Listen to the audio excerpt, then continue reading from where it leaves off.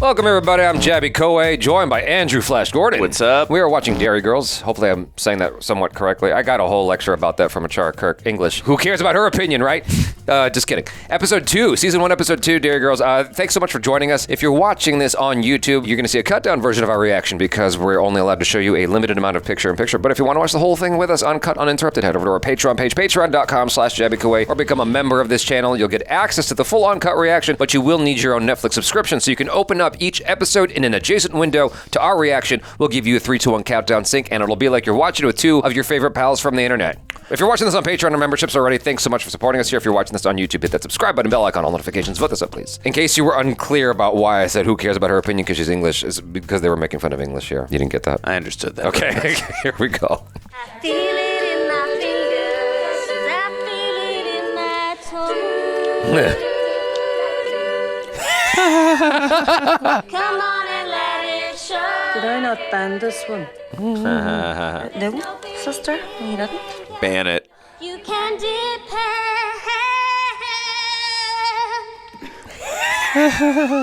There, you called it. On Monday morning, several of our Year 13s will face their GCSE maths reset. Please do not come crying to me. This year's destination for the Euro Trotters trip will be dramatic pause. Did you actually want me to do the dramatic pause? She read it out loud. It's going to be Paris. If you need any further information, there is a stall in the foyer. Sadly, I am unable to come on this one as I despise the French. Don't tell me Charlene Kavanagh's going. She is dying about herself. Oh, I'm so good looking. If there ever was a more shallow, self-absorbed, genuinely unpleasant human being to be Aaron. Good, grand, not too bad. Can't complain. Are you signing up for Paris? I can't convince that lot to come. Looks like I'm going to need someone to hang out with. It would be an honor. Did you hear that? The Charlene Kavanagh wants to hang around with little old me. You know what I admire most about you, Aaron? Your unshakable principles.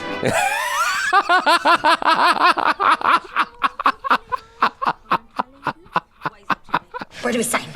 Hold on, stole the stuff. Oh, 375 quid. Are you for real? Dip into your trust fund.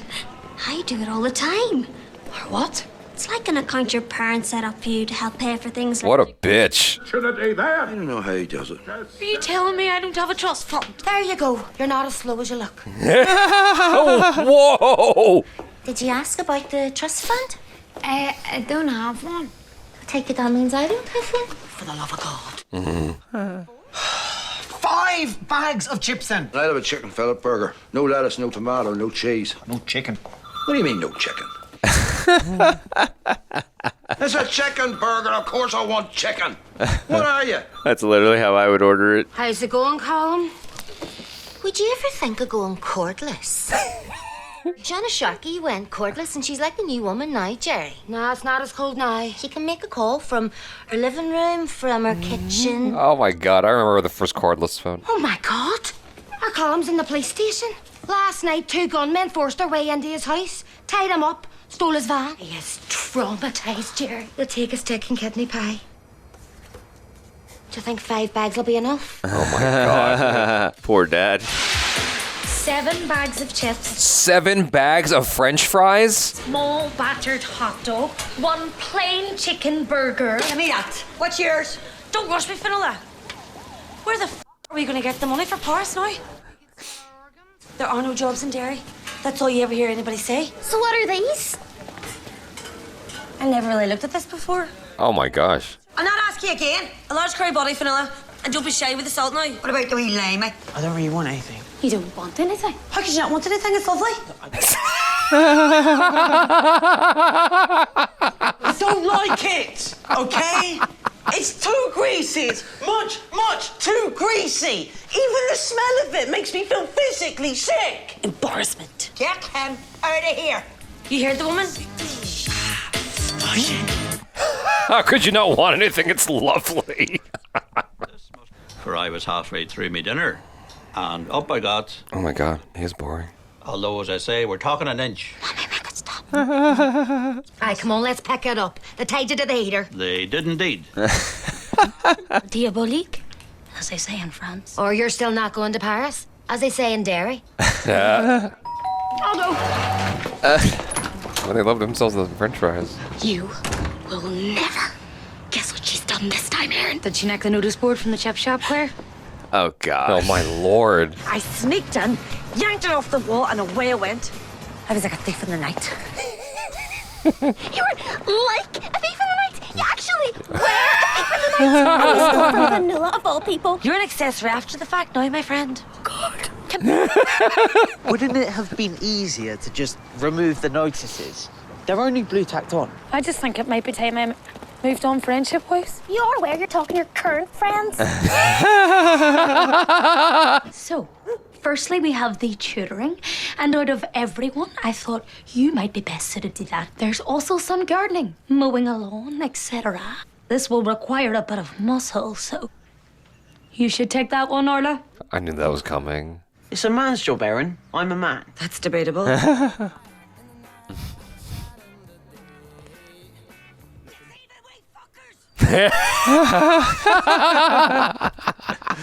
You told your ma. Okay, I cracked. I couldn't handle it, and I cracked. I have to set an example. You're not talking about a ban. There'll be no free chips.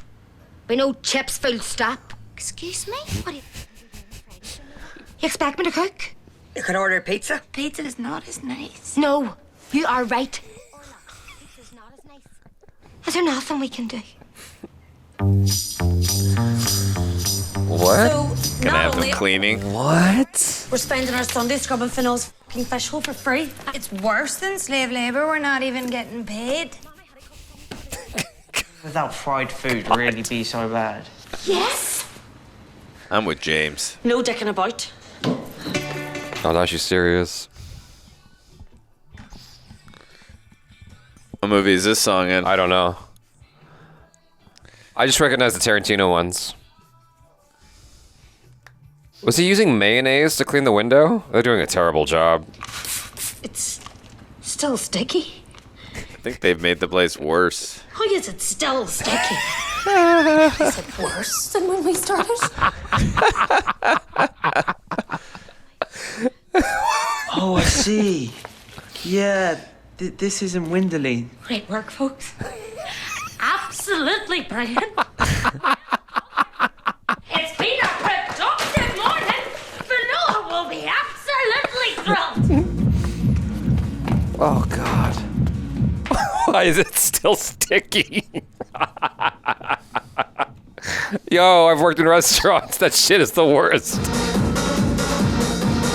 Why do I know this song? Boo! Where'd you get all this? Vanilla's cupboard. You think Vanilla might have a bit of a problem. Put it away and get back downstairs now. Sit yourselves down and have a wee drink. No, Michelle, it's wrong. She's such a troublemaker. Oh, my God. Michelle! Don't be such a Oh, don't light the place on fire. sláinte, mother. No. Come on. Oh, my God. No, it's gonna make it worse. Just gonna throw mayonnaise on it. Oh, came to the rescue. They've literally decimated her place. It's the truth, Mommy. Aaron, if you expect me to believe that Michelle tripped while carrying a scented candle, They threatened him with physical violence. They threatened to burn his house down before... What is she thinking? What is she cooking up in her head? Oh my God, this is terrible. Oh, God. That really hurt. You're such a pussy. What were they looking for? Chips, obviously. they were looking for the keys to the van. Keep up, Aaron. Just a few slaps. I said no, Sarah. What? Not even the wee gay? No. I'm not gay.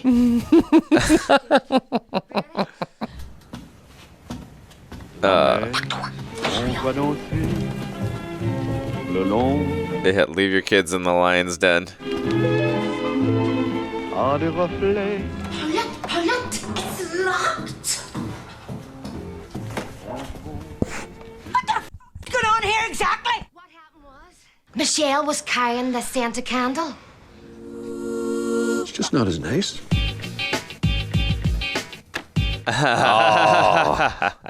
Yeah, they're not getting their chips anytime soon. This is such a good show. I cannot believe how good this is. I'm like floored. And you can kind of see the trajectory of where things are going. Like, it does a really good job of injecting drama into the comedy. You know what I mean? Yeah. Because, like, you can see where things are headed and that there's consequences to what's happening. I think that you need consequences in your stories, and that helps to facilitate telling a good story. And the fact that things, like, the ante just keeps getting upped because, like, she nabs the board with all the jobs on it. And you think, like, nothing of it, like, it's just innocent. But then there's a consequence to that. And then from there, it just gets worse because you've got these kids who are charged with cleaning this place. They don't know shit about cleaning. They've never done it before in their lives. And so naturally, there's going to be a consequence off of that as well, which is they're going to make a mess of the situation. Like, my favorite moment in there when what's the name of the main girl? Erin was like, it's still sticky. Why is it still sticky? Like, I think that anyone who's ever cleaned anything, like if you've ever spilled pancake syrup or anything, like we've all experienced that moment in our lives. And for her to experience that for probably the first time in her life as a, sort of grown up, because she's in college, her expression and everything was perfect. And the delivery, like you mentioned in the last episode, was perfect. My favorite character is the little girl who was like, you realize you're still talking to your friends right now. What's her name? You don't remember? I don't. I have to gotta commit all their names to memory. Yeah, I know Michelle, I know Aaron, I know James. Is it Lola? Well, let me just pull up the IMDb. That'll make it easier for me to talk about this. Yeah, no, I thought that was a great episode, and I agreed with a lot of the points you were making, and I just love the running theme that Michelle is just always James is always the brunt of a lot of the bashing, but it seems like Michelle is always the one getting them in trouble, and then they always have to pay for the results, the consequences of her actions. So I always find that kind of hysterical, because you always had that one pariah in a group, like, now we're still going to be friends with this person, but we're all going to have to eventually pay for the consequences of their actions. So that's a very relatable trait. But again, the rapport and the interactions between the entire group are so good. Really love the dialogue in here. It's so well done, and I really love the point that you made that there's a lot of drama in here as well that balances out with the comedy and tells a really good story. So Claire is the name of the shorter girl. She is my favorite character. I couldn't take it anymore. Yeah, she is my favorite character by far. When she goes, you know what I love about you? Your undying principles, or whatever she said.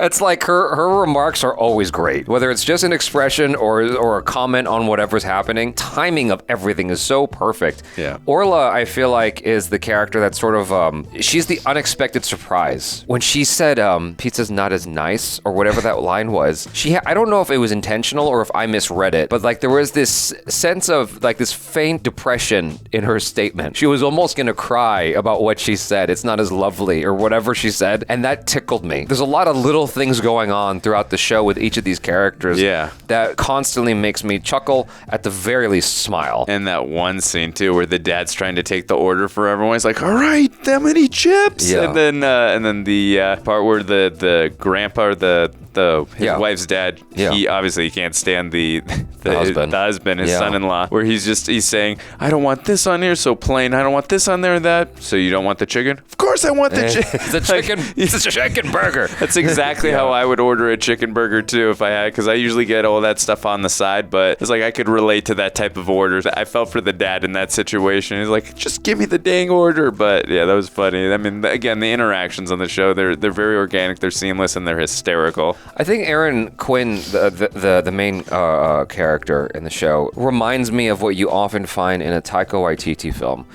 Because Taika Waititi, the way he put it, like, because someone asked him about his writing, and he said, my stories are often about people who just really, really want to be cool. That's just what they're after, is they just wish they were cool. And Aaron Quinn's character is very much like that. She's kind of like on the outskirts with these less popular girls, and she just wants so badly to be cool. She has that moment where she's sort of resentful about the popular popular girl, and for whatever reason, the popular girl is interested in hanging out with her, and she does a complete 180 on the fly, which I feel like is hypocritical, but hyper relatable at the same time. Of course. I feel like any one of us might act the same way, like, oh, well, screw that person. And then as soon as that person pays attention to us, suddenly we're like, oh my God, that person sees me. I'm not wallpaper, you know? So which character would she have been in Love and Thunder, in your opinion? Oh, Jane, probably. I was just thinking that. Yeah. Also, too, I want to give a shout out to the actress who plays Sister Michael. I love her character. She's like, ban that song. And she's got some very funny in it. That's what I love so much about this show so far is like everyone's got a part to play and everyone's got a lot of funny dialogue. And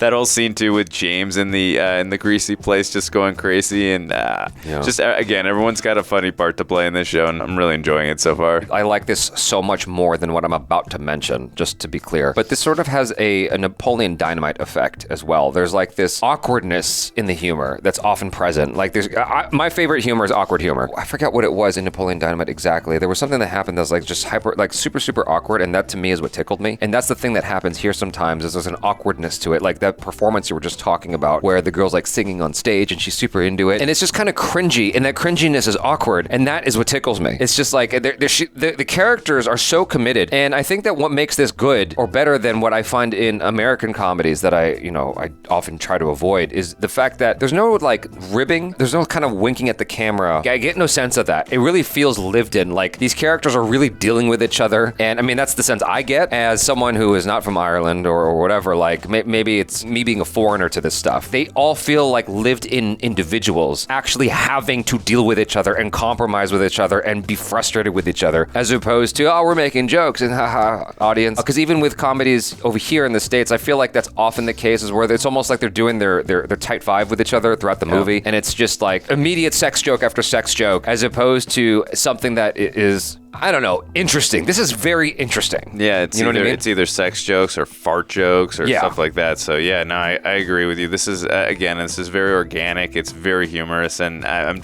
loving the interactions and the really good chemistry with each other, and I'm really enjoying what I'm seeing so far. I think I realize what it is. It's that a lot of times, like these comedies with Seth Rogen, for instance. What's the director's name who does the Seth Rogen films? Judd Apatow. Judd Apatow. Like, while I recognize why his comedies have been so popular, I find that they're not real. They don't feel like real people. You know what I mean? Yeah. It feels like it starts absurd and just stays absurd. Whereas this, it's like it starts at a certain area and then the absurdity unfolds, if that makes any sense. Yeah. Like Dylan in the last episode peeing in the trash can is absurd. James. Oh, sorry, Dylan's the actor. Yeah, James peeing in the trash can is absurd, but it didn't start there. It works its way there. Yeah, it'd been building up. We'd seen a couple scenes earlier where he's like, I really have to go. Like, where is there a men's bathroom? Can I use the staff bathroom? Yeah, no, it built up. It didn't just happen that one scene. But just relating to your point about the absurdity in a Judd Apatow film, are you trying to say that a man of Seth Rogen's looks couldn't get a Katherine Heigl? Yeah, right, exactly. By the way, that was a funny. Did you ever watch Entourage? No, not just the movie, not the show. Well, not a spoiler, but there was one particular episode, I believe it was season 6, if I'm not mistaken, where the entire episode, Turtle asks everyone that they interact with in the entire episode, do you think it's plausible that Seth Rogen could get Katherine Heigl? Like, they were just, the entire episode, I thought it was hysterical. And Seth Rogen in real life took offense to that episode. It was pretty funny. Oh my God. What's his problem? That movie is an example of like where I don't get American comedies. That's a perfect example because I just wasn't not into Knocked Up as much as everybody else was. I felt so excluded from this thing. I wanted to laugh with everyone else, but I just didn't. I just was not into it. If anything, I got frustrated because like in the last 30 minutes of the movie, somehow Seth Rogen gets a job, gets an apartment like that. This guy who's like a druggie somehow gets a job and gets his own place like nothing, so he can become a responsible dad. I'm like, that is so much harder to do, even if you're not into drugs. It's so much harder just trying to be a responsible person to have that kind of thing. Like, it's too much for me for some reason. And like, whereas this, I'm buying into all of it, even if it's absurd, even if it gets to a place that's ridiculous. Like the mom going, but you see what happened was she had the scented candle. The idea she rejected, that's such a Friends thing, by the way. The idea that she rejected, she's now using. It's like, it worked its way up to that, and I bought into it because I don't know. There's something about this that's just really working for me. Maybe I'm not articulating it very well, and people are going to just everyone's got different styles of humor that they enjoy. I mean, I like all different types of humor. I like the absurd humor, from the Judd Apatow films. I love this awkward humor. I mean, I love dry humor. I love all types of humor personally. So, I mean, but I feel you. I can relate to that. I'm very, very happy. So hopefully you guys are too. Thanks so much for hanging out. I'm Jabby Kuwait. This is Andrew Flash Gordon. Peace out.